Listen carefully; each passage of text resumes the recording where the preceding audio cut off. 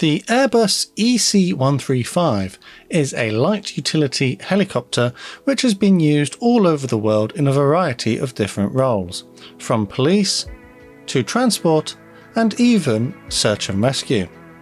Hello everyone, I'm Matt, this is Model Minutes, and join me on the workbench today as I build and review the Airbus EC135 from Revell in 1/72 scale.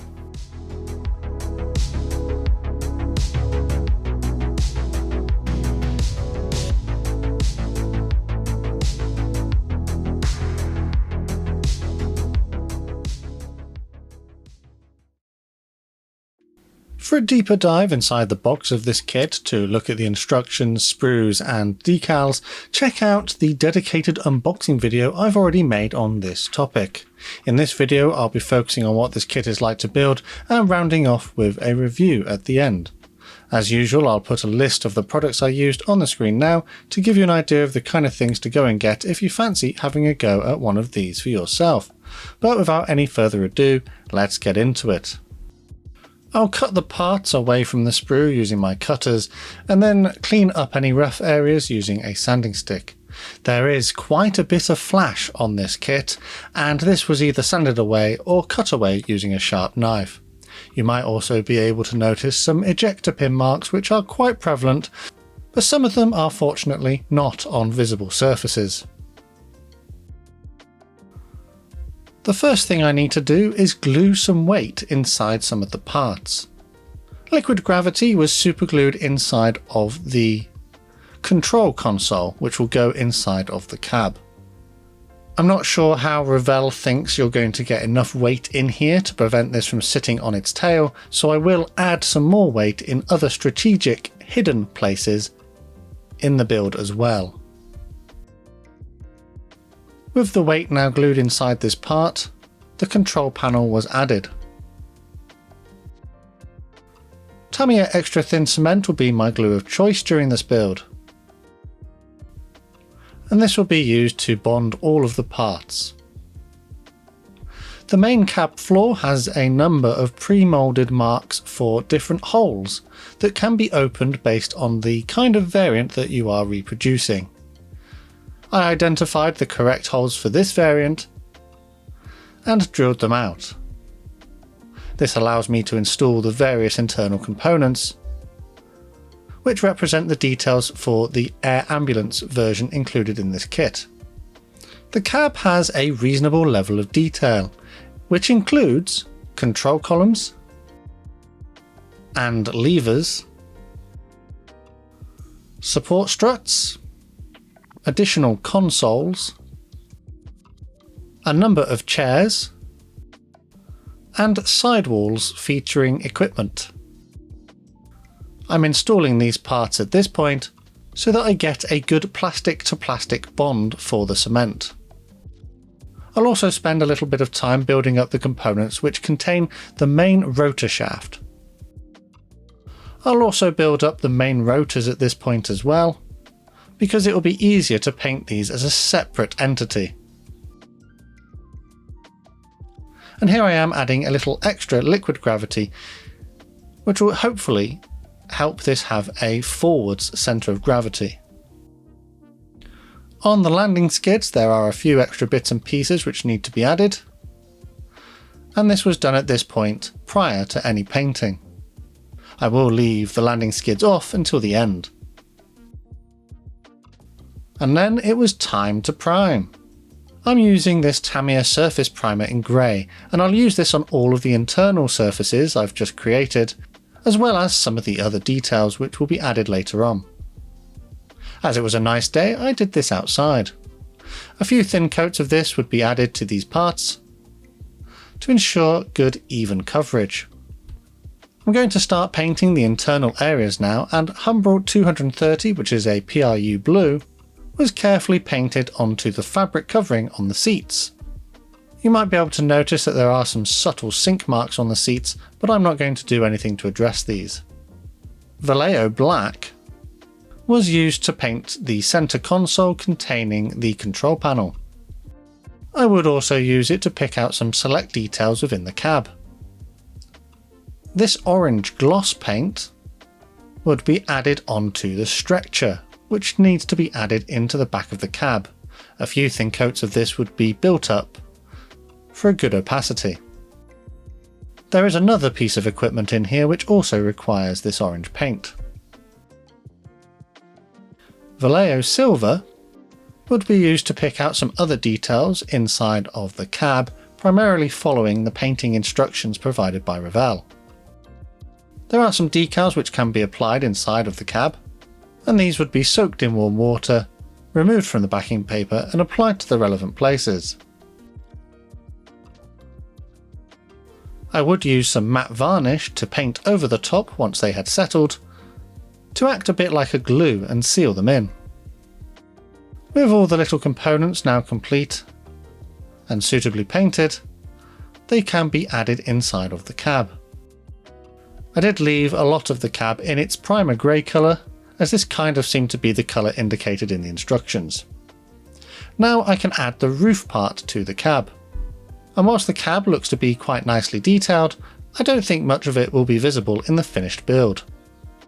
And now I'm going to turn my attention to adding the clear parts inside of the cab. The clear parts are one of the less great features of this kit. They're not particularly well moulded, and they do suffer from blemishes. The side windows were relatively easy to install, however some of the more complex curves and shapes do suffer from some gaps. When that was done, I added the main cab inside one of the fuselage halves. This was then followed by the main rotor assembly I created a little earlier. And then I could sandwich it all together with the other fuselage half. It took a little bit of fiddling to get everything aligned. And now I add the main windscreen. Again, this part is not particularly well moulded and doesn't quite fit as neatly as it should, with some gaps being present. In order to address these gaps, I'm going to attempt to fill them using some putty surfacer from ANWB. This was painted into all of the areas where there were little gaps. Typically this was along the seams, joining the fuselage half together, and along all of the joins for the clear parts. I then spent quite some considerable time sanding and polishing to try and make these areas as smooth as possible. It's not great, but I think it'll do. To try and revive the clear parts, I think a layer of clear gloss should help. I painted the clear parts with this clear gloss to bring up the shine, make them look a little bit more realistic, and also perhaps help protect them from being damaged any further. Moving on from this, I added the rear engine exhausts, and then this part of the main body. The fit is a little bit questionable at times, and a lot of these parts don't really have like a positive locating point, so it does take a little bit of work to try and get things aligned correctly. Moving on to the tail, this comes in two halves which can be joined together after you've inserted the tail plane. After this, the little winglets can be added to the tips of the tail plane. And then this tail surface can be carefully glued into the back of the cab. There are some small details and things that need to be added. There are little radio antennas and things like that, so these were added at this point. Again, I thought it would be easier to add these now for a good plastic to plastic bond without any paint being in the way. Up next, I'm going to do a little painting.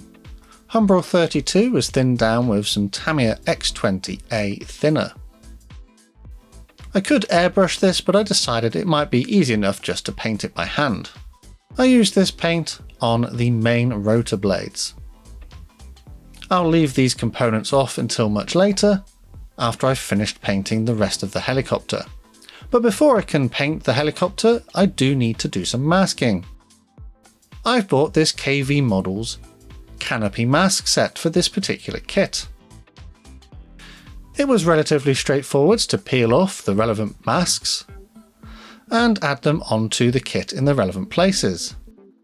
I found the masks to be relatively well designed and conformed to the shape of the parts quite nicely. I did have to use some Vallejo liquid mask though, to fill in the areas that the masks don't entirely cover. This was carefully applied and left to dry. Now it's time to prime again, but in this case I'm going to be priming with this K Colors black. This was loaded into my airbrush and then sprayed on just the canopy areas. It is my hope here that this will hide all of that filler I've previously applied and make the canopy sort of framework appear black if viewed from the inside. Also, there are some black window lining on the sides of the aircraft and I want it to kind of blend in. A couple of thin coats would be applied just to this area. With that done, I then masked these areas which I wanted to stay black and got out this fine surface primer in white from Tamiya. This will now be used on the aircraft to give a good vibrant base layer for the next colour of paint. And the next colour of paint is going to be yellow. I've got this Outlaw Yellow, which is a lacquer based paint, and this was loaded into the airbrush as it is. It is an airbrush ready paint. A couple of thin coats of this paint would be used, and I would build up the opacity. I'm quite impressed with this paint. It doesn't seem to take a lot to get a good level of coverage. And also it dries surprisingly quickly, so you can make quite quick progress. When that was done, some Vallejo white would be used to pick out those small antennae and things, which I added a little bit earlier on. You can see that I've removed the masking tape that was covering the black areas from earlier. I have also picked out the engine exhausts in black at this point. Now some Humbrol clear gloss will be applied to the entire aircraft. This should give a nice smooth surface in preparation for any transfers. But before I can apply any transfers, I actually need to remove the window masks. This is because I'm going to be having some transfers go around the windows and I don't want to ruin them later if I try and remove the masks at that point. You only get one small sheet of decals and they are printed to a reasonably nice quality. However, they are not the best that I've seen. They are a little bit thin and a little bit papery, but I think they'll do the job. These were dipped into some warm water to help release them from the backing paper. If you'd like to get your hands on your own brush water mug, check out my merch store. As normal, micro scale, micro set and sol will be my setting solutions. Micro set from the blue bottle was painted onto the aircraft and then the decals carefully applied. They should soften into the surface details, and then some micro sol from the red bottle applied on the top to further enhance the effect and make them appear painted on. Decal application was relatively straightforward, if a little fiddly in a few places. I did have to apply extra micro sol from the red bottle to further soften some of the transfers in order to make sure that they conformed to the curved surfaces and details. Interestingly, the tips of the rotor blades do have their own transfers. I thought about painting this, but I wanted to see how well the transfers would conform. They do generally, but they did require additional applications of the setting solution to do this. When that was done and the transfers had been left to cure, some more clear gloss varnish would be airbrushed over the top. It doesn't matter that I've removed the canopy masks at this point, because the clear gloss won't affect the glass in any way. If anything, it will just make it look a little bit more shiny. With the clear gloss having protected the decals, it's time to add an ever so subtle weathering stage. I've got this blue-grey enamel wash, which I thinned down quite a bit with some white spirit. I think that on its own it's just too vibrant, and I wanted a much more muted effect. This was painted over the entire aircraft and allowed to run into all of the recessed details to help add a little bit of shade and contrast. After this, some K Colors XW10 matte varnish was airbrushed onto the main rotors. I didn't think it would be appropriate that these were glossy. This gunmetal paint would be carefully painted onto the engine exhausts on the side of the aircraft. I would also thin it down with a little water and add it into some select details as well to further highlight them, such as little vents or grills. After this, I added the skids on the bottom of the aircraft, which have already been painted black, the tail rotor, which has already been suitably painted with the dark grey and yellow, and then the main rotor, which was carefully glued onto the shaft at the top of the aircraft. This was followed by the rotor head. The final step was to add the windscreen wipers, which are painted black, and with that I'm calling my build of the Revell EC135 complete.